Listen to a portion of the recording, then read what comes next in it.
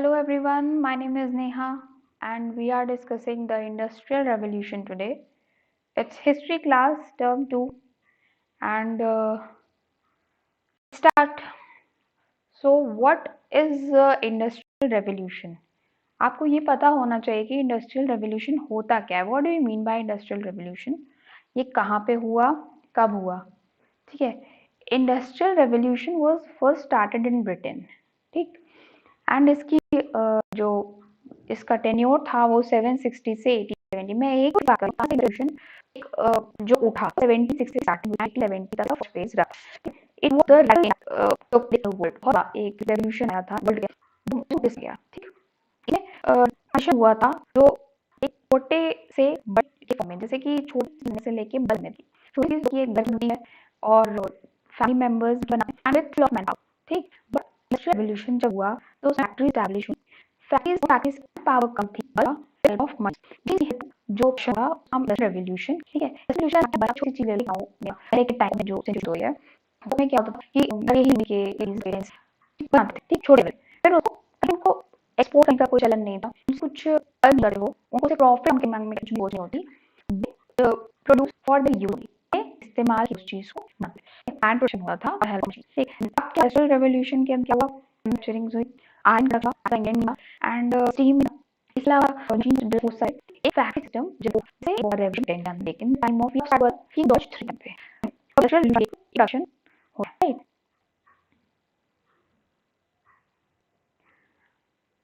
अब क्या होता है?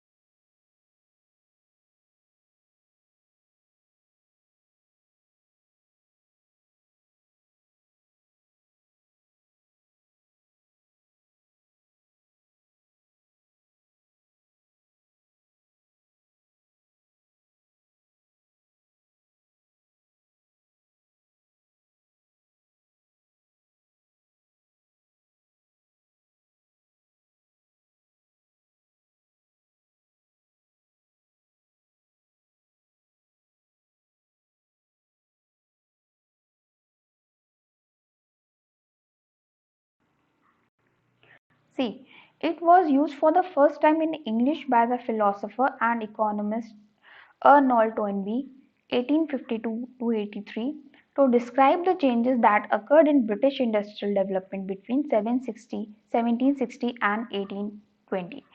These dates coincide with those of the reign of George III. It revolutionized the techniques and organizations of production in the later half of the 18th century. ठीक है. पहले क्या रहता था कि लोगों का ऑक्यूपेशन क्या होता था? एग्रीकल्चर होता था. लोग फार्मिंग ज्यादा करते थे एंड वो उनकी पुश्तों से चली आ रही थी. ठीक. Most of the people were indulge with agriculture only. Farming करके majority of people occupation was only farming. ठीक है. अपने फूड सोर्सेस के पास वो रहते थे, जहाँ पे भी उनके खेत हैं, जहाँ से वो इजीली उनको ऑक्यूपाई कर सकते हैं, वो सब सोर्सेस के पास ही वो रहना प्रेफर करते थे पहले के टाइम पे. आज से 10,000 साल पहले भी कह सकते हो, बहुत साल पहले. तो उस समय लोग कुछ नहीं, उनमें किसी तरह का कोई डेवलपमेंट तो वो जानते नहीं थे. खेती थी तो वो उसी के ऊपर पूरी तरह से डिपेंड हो रखे थे.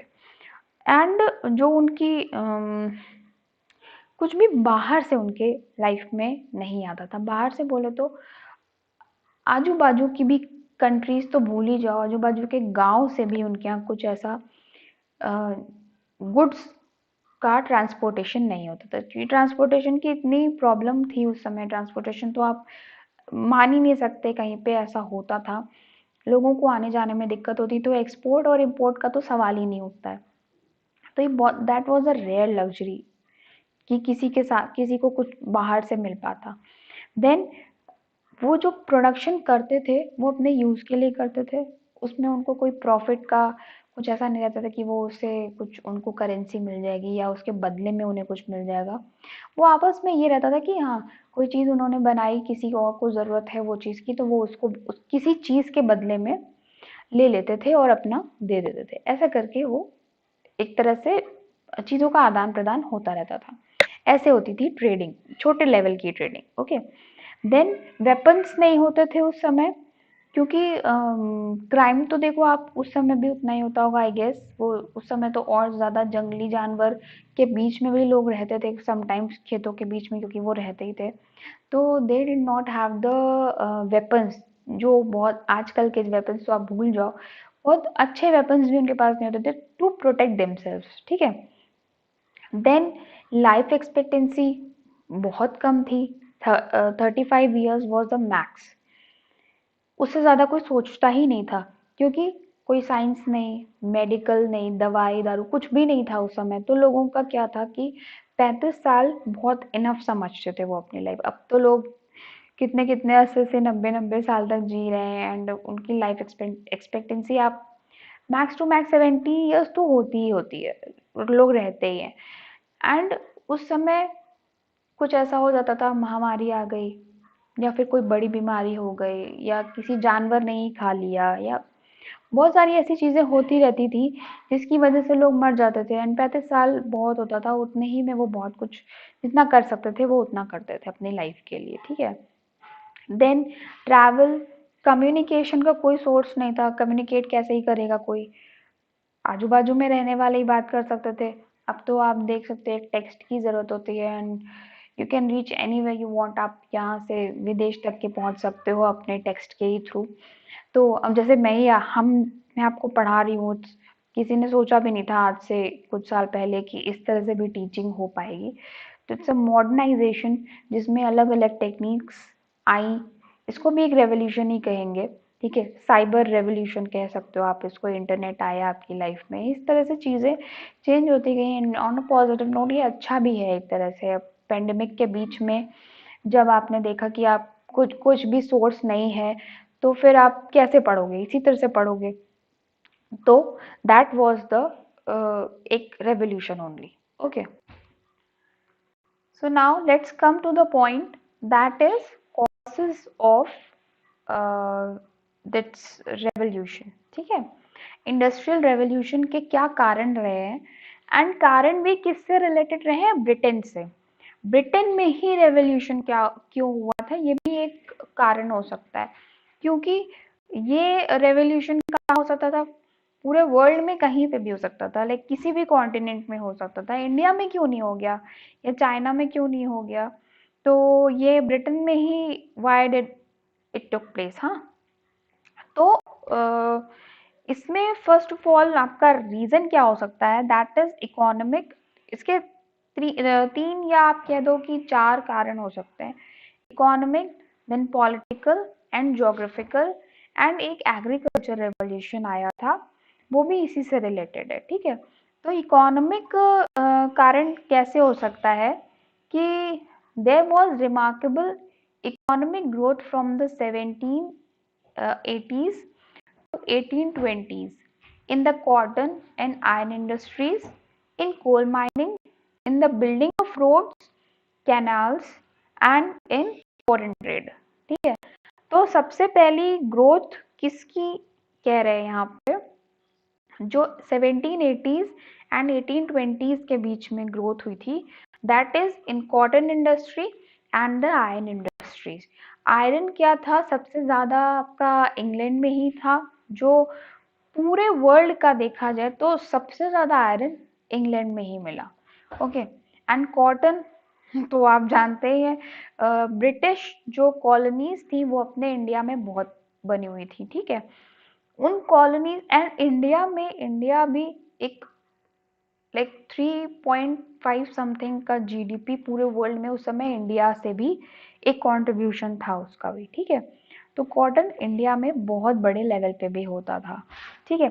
आयन इंग्लैंड में था, कॉटन इंडिया, तो वो इंडिया से कॉटन लेके जाते होंगे, बहुत नेचुरल सी बात है, ट्रेडिंग जब करते थे तो कॉटन जाता होगा वहां पे। एंड इन कोल माइनिंग्स होती थी वहां पे, एंड रोड्स बनने लग गई थी धीरे धीरे। पहले तो समुद्र के थ्रू ट्रेडिंग होती थी, ब्रिटेन में रोड्स का फॉर्मेशन होने लगा, कैनल्स बनने लग गए, and foreign trade, as you know, India तो इट्स अ बिग एग्जाम्पल, जो ब्रिटेन से इतना सारा ट्रेड होता था, देन धीरे धीरे उन्होंने पूरे पैर जमा लिए, इंडिया को पूरा ट्रैप कर लिया था उन्होंने।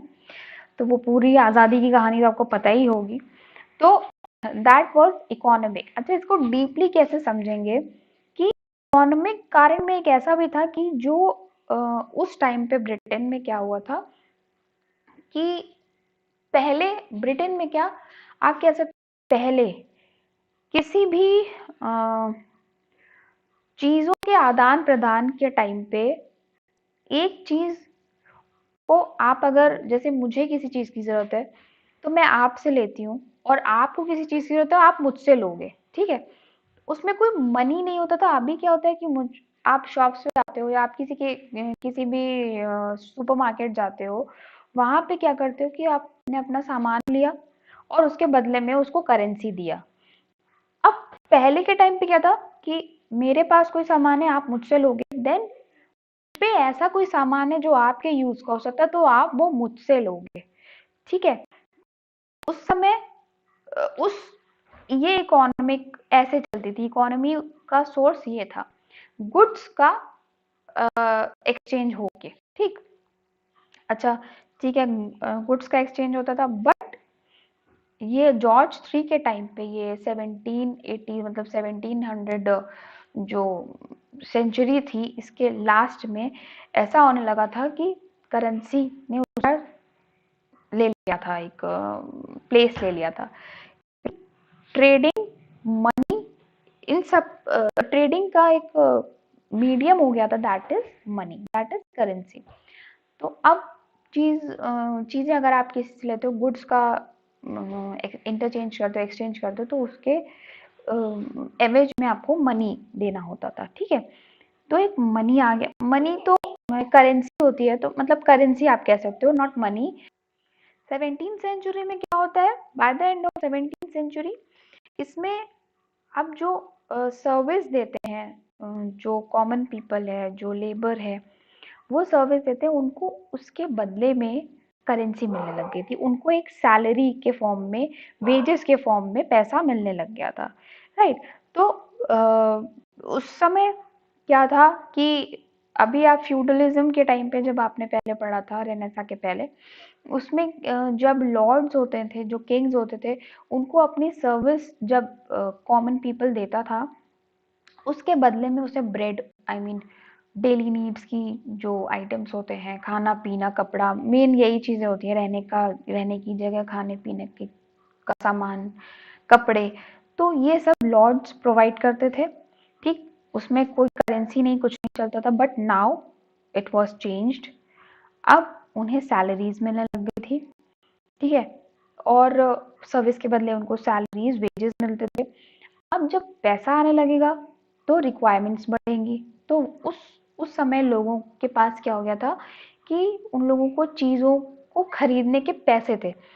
अब हम लोग क्या करते हैं कि आपको ऐसा नहीं है कि आजकल के टाइम पे सिर्फ खाना कपड़ा ही हमारे लिए नीड है या फिर एक शेल्टर ही नीड है, ऐसा नहीं है।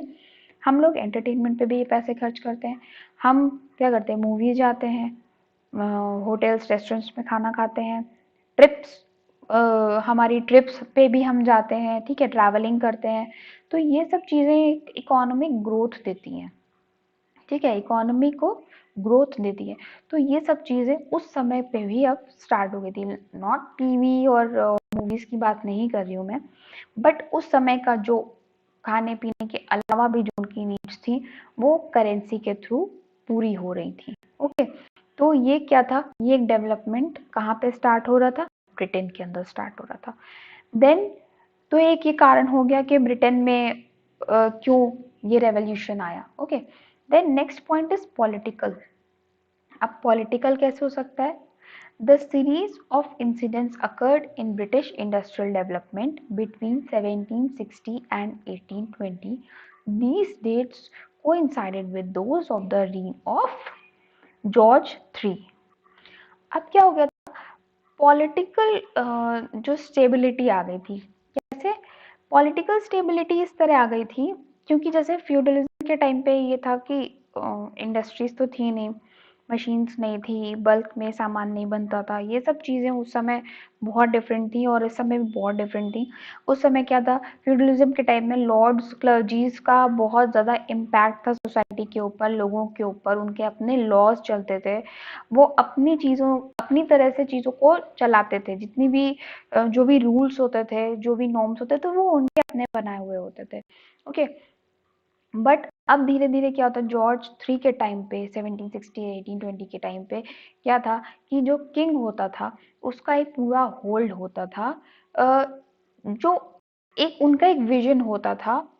क्या होता था कि पहले फ्यूडलिज्म में भी राजा का होल्ड होता था, लेकिन क्या वो लोग अपने प्रॉफिट के लिए काम करते थे, उनके अंदर नेशनलिज्म नहीं था, उनके अंदर वो था कि वेल्थ उनके पास होनी चाहिए, सामने वाला या आप कह लो कि सोसाइटी में कॉमन पीपल कैसे रह रहा है उससे उन्हें कोई मतलब नहीं होता था।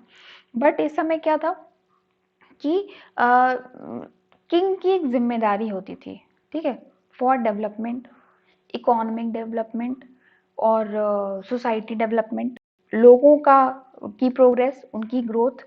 तो ये एक किंग की रिस्पॉन्सिबिलिटी होती थी और वो इसके लिए एक तरह से बहुत कंसर्न रहता था। ओके, तो अब जो किंग के ब्यूरोक्रेट्स होते थे, उनकी आर्मी होती थी टू प्रोटेक्ट देयर रीजन, ठीक, अपनी कंट्री को प्रोटेक्ट करना था, उसके लिए आर्मी होती थी। तो ये सब चीज़ें एक पर्टिकुलर लॉ के ऊपर डिपेंड थी, एक स्टेबिलिटी थी, एक यूनिवर्सल लॉ था वहाँ पे, ठीक है, एक लॉ चलता था। 10 तरह के लोग, 10 तरह का लॉ नहीं था, ठीक। जैसा कि आप कह सकते हो कि इंडिया में होता था पहले, इंडिया में आज़ादी से पहले कैसा था कि हैदराबाद में अलग, ठीक, प्रिंसली स्टेट्स होती थी, गुजरात, देन महाराष्ट्र, देन अवध, तो ऐसे जम्मू कश्मीर, तो उसमें अलग अलग सारी स्टेट्स की प्रिंसली स्टेट्स होती थी और उनके रूल्स भी अलग अलग होते थे। तो जैसे कि जब ट्रेडिंग होती थी, जब मर्चेंट्स जाते थे तो उनको जैसे कि महाराष्ट्र में कुछ टैक्स दिया उन्होंने, देन गुजरात में कुछ टैक्स दिया, एंड वहाँ के कुछ और लॉज थे उनको फॉलो करना था, उन वहाँ के किंग्स के अलग कुछ एंड ऑर्डर्स होते थे, उनको फॉलो करते थे। बट यहाँ ब्रिटेन में क्या होता था कि किंग जो होता था वो हर जगह, जैसे वेल्स है, इंग्लैंड है, ठीक है, स्कॉटलैंड है, तो इसमें सारी जगहों पे किंग का होल्ड रहता था, तो एक लॉ ही काम करता था जो यूनिवर्सली फॉलो किया जाता था। वहां पे अगर आदमी जा रहा है तो उसको 10 तरह की चीजों को नहीं मानना है, सिर्फ एक किंग का लॉ मानना है। तो उनके लिए ट्रेडिंग उन मर्चेंट्स के लिए बहुत इजी हो गई थी उस समय। तो वो क्या प्रेफर करेंगे, वो 10 जगह टैक्स दे दे के जाना प्रेफर करेंगे या एक जगह जा करके एक बार में ट्रेडिंग करना प्रेफर करेंगे? तो नेचुरल सी बात है, वो एक जगह एक रूल को फॉलो करना ही प्रेफर करेंगे। इसलिए वहां ब्रिटेन में ये एक तरह का पॉलिटिकल भी कॉज हो सकता है, जिसकी वजह से मार्केटिंग अच्छी होती थी चीज़ों की। अब अगर सिंगल करेंसी है एंड अनफ्रेगमेंटेड मार्केट है, तो वहाँ पे बहुत अच्छे से ग्रोथ हो सकती थी, बहुत अच्छे से डेवलपमेंट्स हो सकते थे, बहुत अच्छे से प्रोग्रेस हो रही थी, सब कुछ बहुत फ्लरिश हो रहा था। क्यों? क्योंकि वहाँ पे सब चीज़ें एक सीक्वेंस में होती थी। Okay, that was Britain, right. So another cause is there, geographical, ठीक है। In the 17th century, Wales and Scotland were unified. London was the largest city as well as city of global trade. London जो थी उस समय बहुत बड़ी एक city थी जहाँ पे ग्लोबली ट्रेड होता रहता था, बहुत बड़ी सिटी थी, एंड अगर बड़ी होगी तो ट्रेड भी उतना ही ज़्यादा होगा, ठीक है।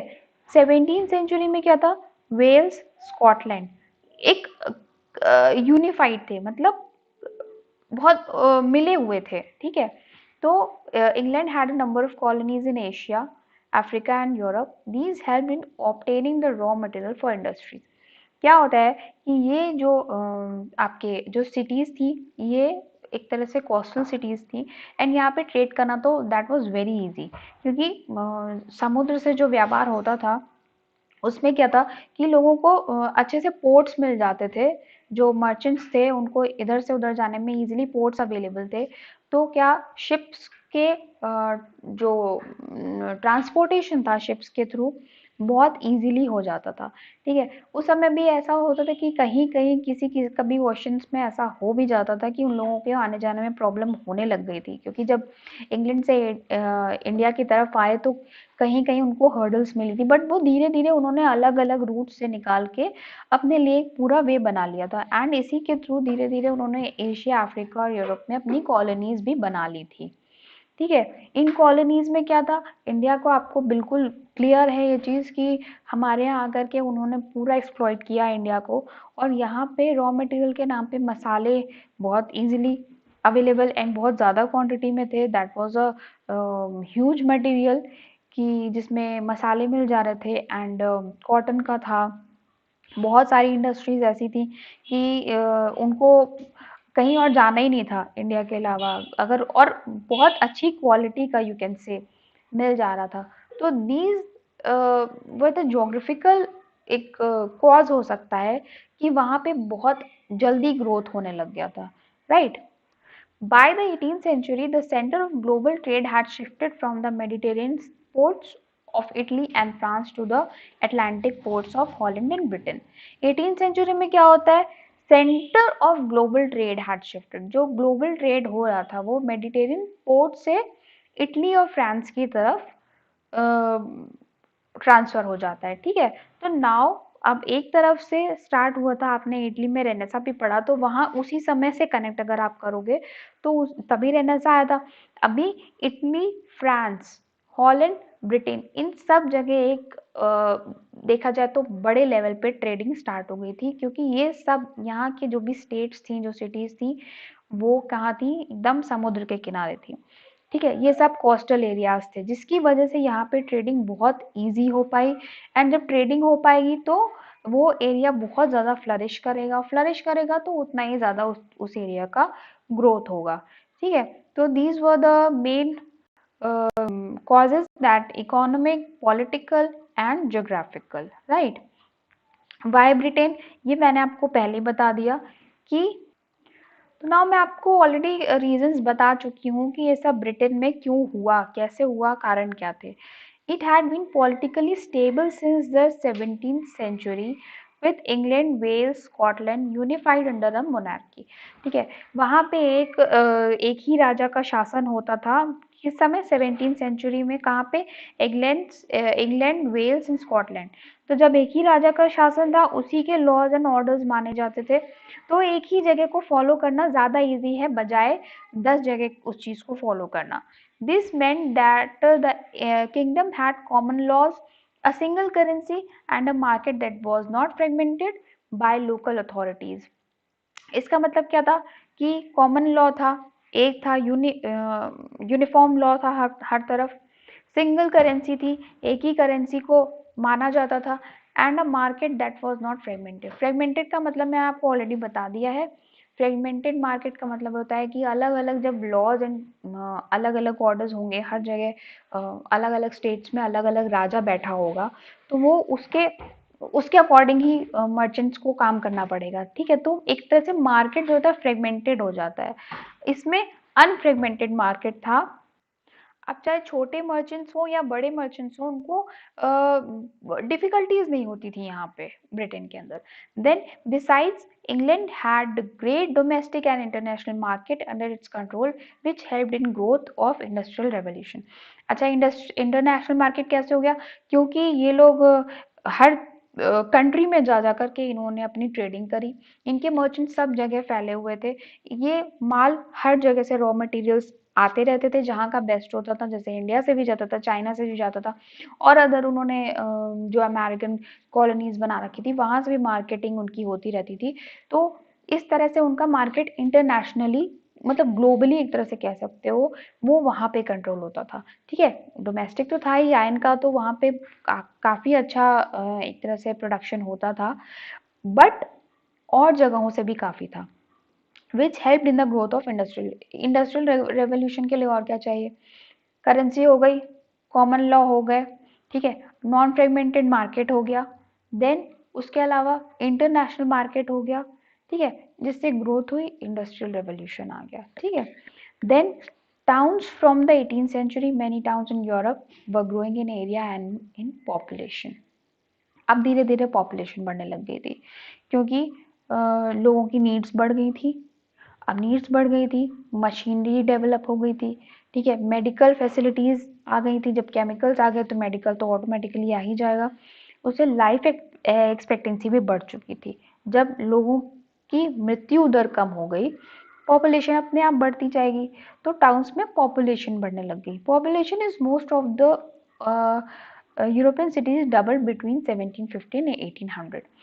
अब पॉपुलेशन बढ़ी, डबल होती चली गई, क्योंकि लोगों का जो मृत्यु दर थी कम होने से पॉपुलेशन में बढ़ोतरी हुई, मेडिकल सर्विसेज बढ़ने लग गई, एक लार्ज नंबर पे प्रोडक्शन होने के साथ साथ अच्छा लोग खा भी रहे थे। उस समय जब फ्लरिश कर रहा था एरिया, ब्रिटेन फ्लरिश कर रहा था, तो वहाँ पे अच्छा खा रहे थे, अच्छे से रह रहे थे, तो ज़्यादा बीमारियों का भी कोई स्कोप रह नहीं गया था। ठीक है, the largest of them was London, which served as a hub of the country's market. London, मैंने आपको ऊपर भी बताया कि London was a huge market उस टाइम पे, which served as a hub of the country's market, with the next largest ones located close to it. ठीक है, एक कंट्री का हब था मार्केट्स का, क्या था? London, with the next largest located close to it. ठीक है, London had also acquired a global significance. अब लंदन में चूंकि मार्केटिंग बहुत ज़्यादा हो रही थी, ट्रेडिंग बहुत ज़्यादा हो रही थी, बहुत बड़े लेवल पे ग्रोथ कर रहा था, तो उसका ग्लोबली इम्पोर्टेंस भी उसकी काफ़ी बढ़ चुकी थी। हर जगह से वहाँ की चीज़ों को इम्पोर्टेंस, वहाँ के लोगों को इम्पोर्टेंस मिलने लगी थी, और वहाँ का एरिया जो था, पूरा लंदन जो एरिया था, वो बहुत ज़्यादा फ्लरिश कर गया था, क्योंकि वहाँ पे वेल्थ की अब कोई कमी नहीं थी। वहाँ पे मर्चेंट्स के पास दे हैड दैट मनी उस समय पे, तो उनका जो क्लास था, उनका जो लिविंग स्टाइल था, वो बाकी सब जगहों से काफ़ी बेटर हो चुका था। ओके, नेक्स्ट अगला आता है finance. The bank of England was founded in 1694। पहला बैंक जो बना वहाँ पे फाइनेंस को, अब जब पैसा ज़्यादा है तो उसके लिए फाइनेंशियली भी तो कुछ स्टेबिलिटी लानी पड़ेगी, कि आप हर कोई पैसा, हम सब जानते हैं कि पैसा हम घर पे तो रखते नहीं है, बैंक्स में रखना होता है। तो क्या होता है कि जो पूरी एक तरह से ब्रिटेन को भी कंट्रोल करता है, एक अकाउंट्स, हर चीज़ का एक अकाउंट्स को मैनेज करने के लिए एक बंदा होता है। इसी तरह पूरी जो इकोनॉमी है उसको भी बैलेंस करने के लिए बैंक का फॉर्मेशन हुआ, that is Bank of England, that is was founded in 1694. Then coal and iron ore were important raw materials. Abraham Darby invented the blast furnace in 1709 में एब्राहम डार्बी ने इसको invent किया। ठीक है, कोल and iron बहुत ही important raw material है। आप कोई भी चीज़ बनाओगे तो वो कोयले और आयरन से ही स्टार्ट होती है, क्योंकि हमने, आप इंडस वैली सिविलाइजेशन पढ़ोगे, उसमें भी आप सबसे पहले यही देखोगे कि इनकी इंपॉर्टेंस सबसे ज़्यादा दिखाई गई है। ठीक है, world's first iron bridge was build during this period. इसी समय पे दुनिया का सबसे बड़ा bridge, that is in London, वो बना था। ठीक है, agricultural revolution in the 18th century, England had been through a major economic change, later described as the agriculture revolution. ठीक है, अब रेवोल्यूशन कैसे हुआ एग्रीकल्चर में? एग्रीकल्चर में देखो स्टार्टिंग कहाँ से हुई थी? खेती से ही हुई थी। खेती में धीरे धीरे चेंजेस आने लग गए। 18th सेंचुरी तक आते आते लोगों ने मशीनों का इस्तेमाल करना स्टार्ट कर दिया था। ठीक है, जो अच्छा प्रोडक्शन होने लग गया था एग्रीकल्चर में। This was the process by which bigger landlords had bought up small farmers near their own properties and enclosed the village common lands.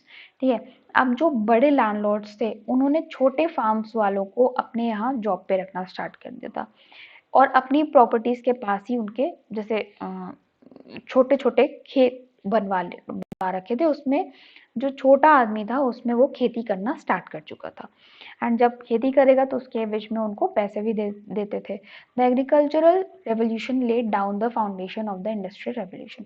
एक बहुत अच्छा पार्ट एग्रीकल्चरल रेवोल्यूशन का भी है जिसने इंडस्ट्रियल रेवोल्यूशन में भी चेंज लाया था। वो चाहे क्लाइमेट की वजह से भी वहाँ पे एग्रीकल्चर रेवोल्यूशन हुआ, क्योंकि क्लाइमेट वहाँ का बहुत अच्छा था। And according to that was the need उस समय की ब्रिटेन में जैसा चाहिए था, वो एक आइडियल क्लाइमेट भी उनको वहाँ पे मिल रहा था। तो एक तरह से खेती बाड़ी में भी, फार्मिंग में भी उस बहुत अच्छा फ्लरिश किया उस समय ब्रिटेन ने। ऑलराइट, इसको मैं आपको थोड़ा और डिटेल में आपके नेक्स्ट चैप्टर में बताऊंगी, बट टिल देन अभी इतना ही रखते हैं। ठीक है, नेक्स्ट टाइम और अच्छे इसका पार्ट बनेगा और आपको बेटर फॉर्म में दिखाई देगा। Okay, thank you so much, stay safe and stay healthy and keep starting. Thank you, bye bye.